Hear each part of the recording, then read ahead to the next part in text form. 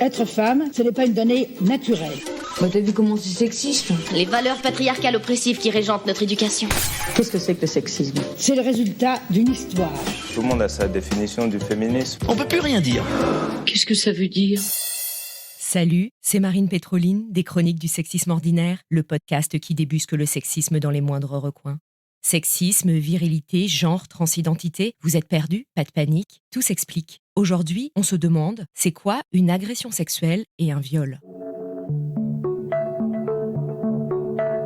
En France, le viol est un crime défini dans le code pénal comme tout acte de pénétration sexuelle, de quelque nature qu'il soit, commis sur la personne d'autrui ou sur la personne de l'auteur par violence, contrainte, menace ou surprise. La pénétration peut être vaginale, anale ou buccale, que ce soit avec le sexe, les doigts ou une autre partie du corps ou un objet. Il n'est pas nécessaire qu'il y ait violence physique pour qualifier un acte de viol. Si la victime n'a pas donné son consentement clair et explicite, par exemple si elle est endormie ou sur l'emprise de drogue, c'est un viol. S'il n'y a pas de pénétration, alors on parle d'agression sexuelle, définie comme toute atteinte sexuelle commise avec violence, menace, contrainte ou surprise sur la bouche, les seins, les fesses, les cuisses et le sexe. Donc, toucher une personne sur l'une de ces 5 parties du corps sans son consentement est une agression sexuelle. Une main aux fesses, par exemple. Ne parlons plus d'attouchement, un terme qui minimise les faits, mais bien d'agression sexuelle. Dans 90% des cas, les victimes sont des femmes et la moitié des mineurs. Quand ce sont des hommes qui sont victimes, il s'agit majoritairement de mineurs. Chaque année, 20 000 personnes sont mises en cause pour des violences sexuelles commises hors de la famille. Il s'agit presque exclusivement d'hommes, dans 98% des cas. Il a fallu des siècles pour que le viol soit considéré comme un crime et puni en tant que tel. Quand il est puni, puisqu'on estime qu'en France aujourd'hui, 1% des cas aboutissent à une condamnation. Longtemps, les femmes ont été considérées comme un butin dont on peut s'emparer. On parlait de rapt, du latin rapere, emporter avec soi, enlever de force. D'ailleurs, en anglais, viol se dit rape. En France, avant la Révolution, le viol relève de la luxure et du péché. C'est la transgression de l'ordre moral et social et pas la violence à l'encontre de la victime qui est réprimée.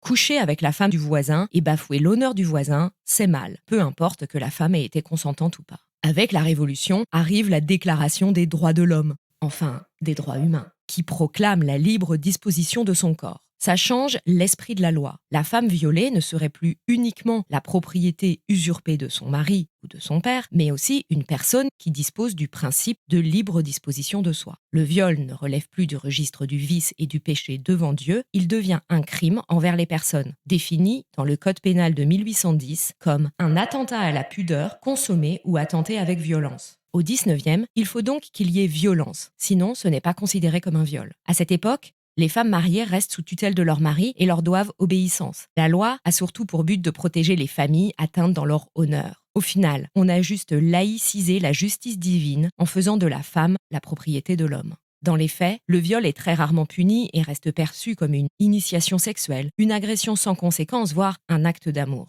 Les victimes sont traitées en coupables. Ça n'a pas changé aujourd'hui, car elles auraient été provocantes ou imprudentes. Les cas portés devant la justice ne sont pas considérés comme des crimes et jugés au pénal. Ils sont requalifiés en attentat à la pudeur et renvoyés en correctionnel.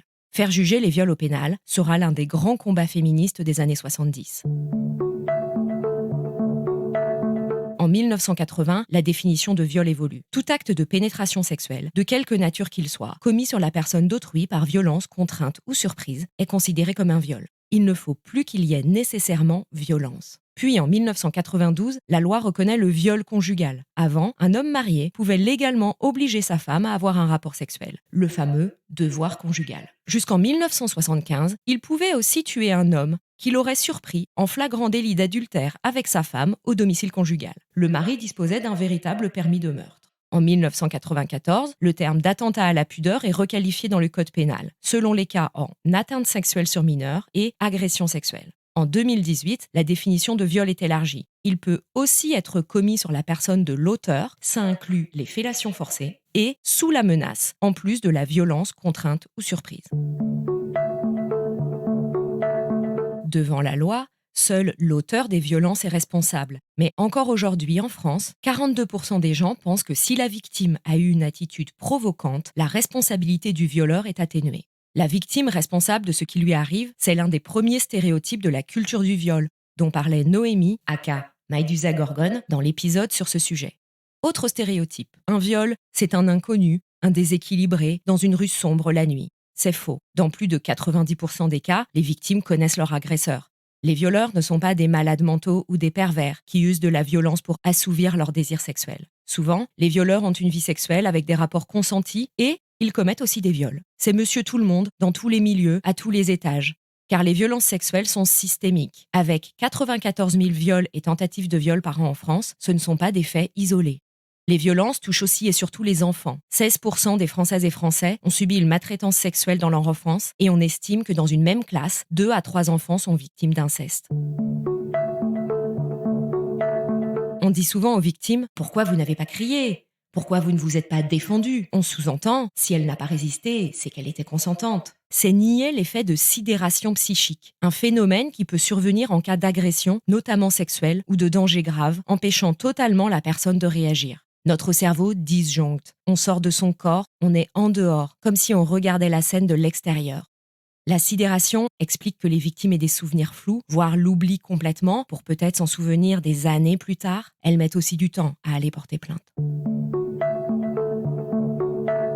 En cas de viol, au moment des faits, que vous soyez victime ou témoin, vous pouvez appeler la police au 17. Si vous ne pouvez pas parler, envoyez un SMS au 114. Une situation de harcèlement peut être une étape avant une agression sexuelle ou un viol. Si vous en êtes témoin, il y a des techniques pour réagir. On les détaille dans l'épisode sur le harcèlement de rue et ça peut aussi marcher dans d'autres contextes de harcèlement sexuel.